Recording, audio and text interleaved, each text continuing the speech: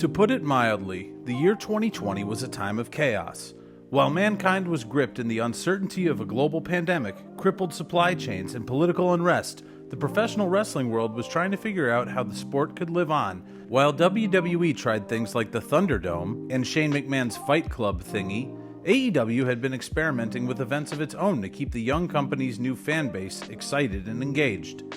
With a developing roster and access to new talent, Chief Brand Officer Brandi Rhodes came up with something that hadn't been featured in a major American wrestling company in a long time: an all-female tag team tournament.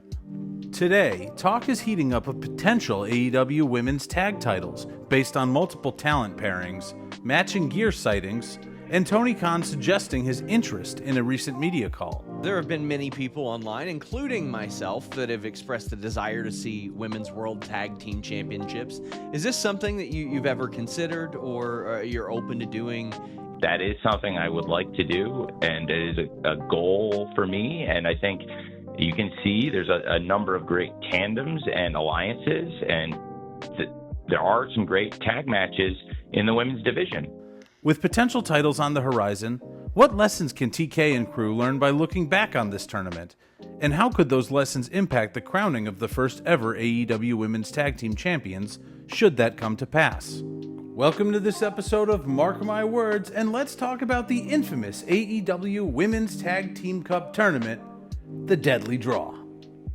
On July 22nd, 2020, the Deadly Draw was announced live on Dynamite, with 16 female competitors randomly drawing colored tokens to determine who their partner would be. Since the AEW women's roster was still relatively sparse, indie and unsigned talent were also brought in to fill out the 16 slots. An interesting note, many compared this to WCW's Lethal Lottery concept, where random tag teams would get paired up in a similar way. And I'm not saying that as some sort of dig. Despite what you might hear from Fed propaganda, there is some awesome stuff that happened in WCW. The teams paired together wound up being Brandi Rhodes and Allie, also known as the Bunny, or as they'd called themselves, the Nightmare Sisters, Anna Jay and Ty Conti, Big Swole and Nicole Savoy, working under the moniker Lil Swole, Ivelisse and Diamante, Penelope Ford and Mel, Nyla Rose and Ariane Andrew, formerly known in the WWE as Cameron, Leva Bates and Rashay Chanel, and finally, Dasha Gonzalez teaming with Rachel Ellering, daughter of wrestling legend Precious Paul Ellering. To give the fresh tournament a closer connection to pro wrestling history, Squared Circle legend Alundra Blaze, also known as Medusa, was named host of the event, and the late great Eddie Guerrero's daughter, Shaul Guerrero, served as the ring announcer. Now, I just want to make things perfectly clear. We support women's wrestling on this channel, and I never want to come across as burying a promotion when they try to do something risky or new. We could use more risks in all aspects of entertainment. That being said, let's get into this. On August 3rd, 2020, the Nightmare Sisters defeated Mel and Penelope Ford in a match where Allie and Penelope did a good amount of the heavy lifting, and managed to make it a passable match. Anna Jay and Ty Conti, despite their lack of experience, were able to knock off Nyla Rose and Ariana Andrew. To take something positive from this, it was our first time seeing Anna and Tay team up together, and the two would go on to have some incredible performances as a team throughout the years, including the infamous gory self-mutilation match that had WWE officials calling AEW's advertisers trying to get them to pull ad support. On August 10th, 2020, Big and Lil Swole beat Leva Bates and Rashay Chanel. How was it? It was a match with Big Swole in blue pants. Okay. Ivelisse and Diamante defeated Rachel Ellering and Dasha Gonzalez, in probably the best match of the tournament. Rachel is a powerhouse, and both Ivelisse and Diamante worked stiff-ski with Dasha. And it was solid enough that, thinking on it, I wouldn't mind seeing Dasha get back in the squared circle. On August 17th, 2020, the Nightmare Sisters defeated Big and Lil Swole. The match was fine. If anything, sort of impressive, actually, compared to other work Brandi and Big Swole had done in that time period. The finish came when a then-injured Britt Baker, in her role model character, distracted Big Swole with a bullhorn, allowing Allie to get the pin over Lil Swole. The Big Swole has turned her attention the wrong way, and that's it! And hey, look at that. It's pre-debut Powerhouse Hobbs. Ivelisse and Diamante defeated Anna Jay and Ty in a pretty decent back and forth. In fact, this match should probably have been the finals. But in fact, the finals of this tournament would actually be moved off of YouTube and onto the August 22nd, 2020 Saturday night special edition of AEW Dynamite. Having been moved by TNT due to NBA playoffs, this pre-taped Saturday night show actually had an insanely stacked card, which featured big acts like the Elite and Trios Action, Darby Allin, FTR, the Lucha Bros, and even my favorite squash match of all time, the Exalted One Mr. Brody Lee versus Cody Rhodes for the TNT title.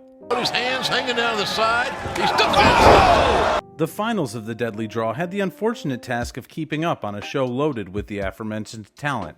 While both teams went out there and gave it their all, the match was pretty much just serviceable, which isn't the kind of reception you'd hope for as the climax of your first ever female tournament. Ivelisse ends up rolling up Allie, because for whatever reason they had to protect Brandy, allowing her and Diamante to walk out the first and only ever Deadly Draw Cup winners. Ivelisse and Diamante would continue teaming over the following months, but more so as an act together, rather than leading any sort of budding tag team division. Ivelisse was eventually released after a bizarre incident of no selling for Thunder Rosa live on television, but Diamante remains around as a stable and reliable hand, primarily working AEW Dark for a few years, and today, all over Ring of Honor shows. While it's a bummer the Deadly Draw didn't lead to something bigger in the immediate for the AEW Women's division, I do think that there's lessons that could be learned from this tournament should they introduce some women's tag team titles in the near future. First and foremost, AEW has figured out a way to present their tournaments today with prestige and stakes. Doing things like bringing in legends and putting them on the outskirts of the tournament adds a lot overall, and they had the right idea bringing Alundra Blaze in for the Deadly Draw, even if she did kind of end up becoming an anti-AEW Fed shill afterwards. So hopefully should they do another tournament, they'll do something similar with legendary female wrestlers coming in to host, be it timekeepers or any other kind of tournament official. Names like Awesome Kong, Gail Kim, or, should she have the ovaries to show her face, Wendy Richter would be great in this role. Wendy Richter.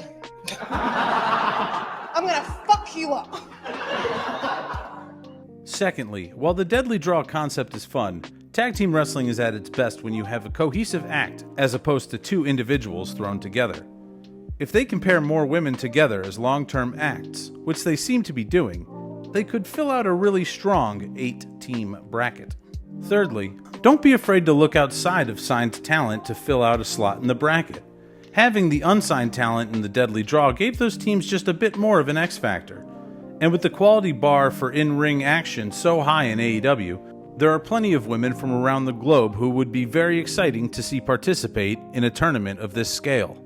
Lastly, whatever they do for the finish, it can't just be about the titles, it has to be about two women coming together to be the best.